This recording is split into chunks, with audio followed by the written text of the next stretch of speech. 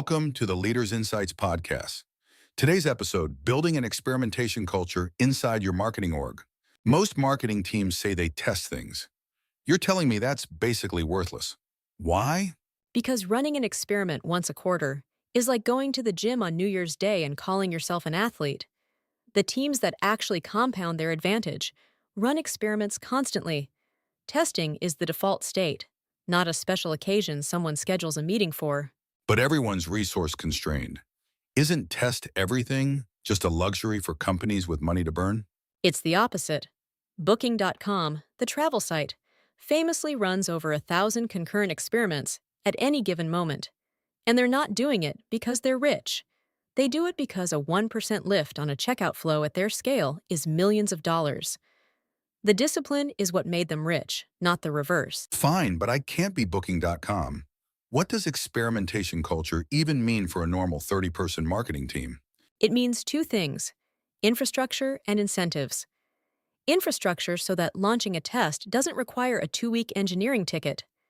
Incentives so that being wrong isn't a career risk. If your best marketer gets punished the one time a test tanks, you've just taught everyone to never test anything ambitious again. That incentive piece sounds soft. How do you actually build it? You change what you celebrate.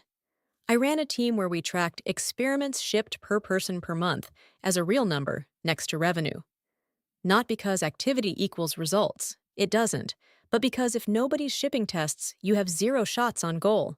We went from maybe 4 experiments a quarter to about 40. Roughly a third won, a third were flat, a third lost.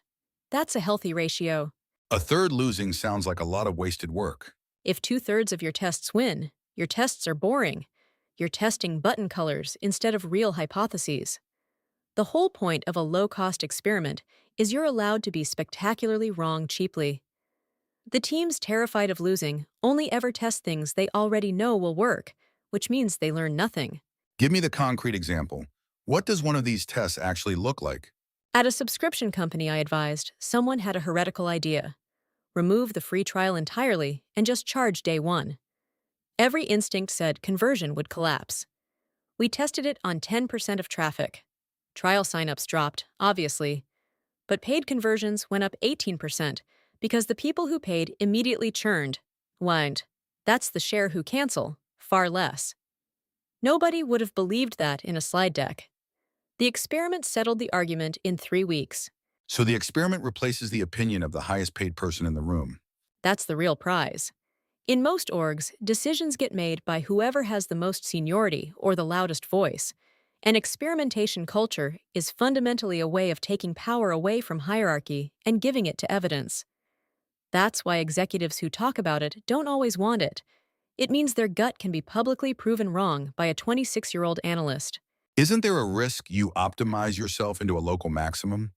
Endless tweaks, never a big swing? Absolutely, and it's the most common failure. If all you do is small A/B tests, comparing version A against version B, you'll polish the same landing page for 2 years and miss that the whole channel is dying.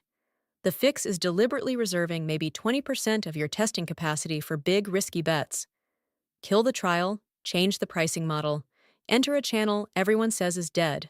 What about the tools? Everyone's selling AI-powered experimentation platforms in 2026. Most of that is vendors dressing up dashboards. The AI can now generate variant copy and flag, which tests to prioritize, which genuinely saves time. But the tool never fixes the culture problem. I've seen companies buy a $200,000 platform and run 6 tests a year on it. The software isn't the bottleneck. The willingness to be wrong in public is. So if someone's driving home right now, what's the one thing they do Monday? Pick one decision this week that's currently being made by opinion, pricing, a headline, an offer, and turn it into a live test instead of an argument. 1.